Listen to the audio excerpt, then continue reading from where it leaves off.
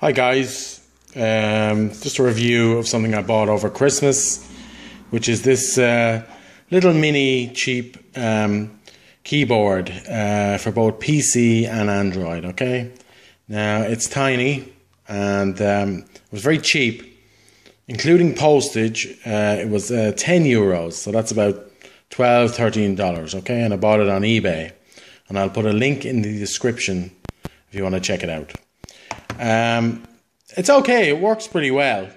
It feels a bit flimsy. It's not the worst little keyboard, but for the money, it does work. Now I'm holding my phone with one hand, so I'll just try and demonstrate. Okay.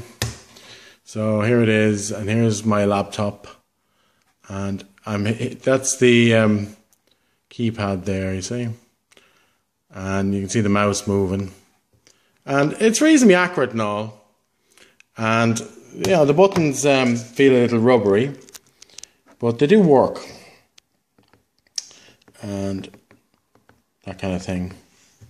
It's okay. Certainly I can't complain for the money, but there are better ones. And I have a better one, which I'm going to do a review on after this. And I'll put a link to that as well, so you can check that out.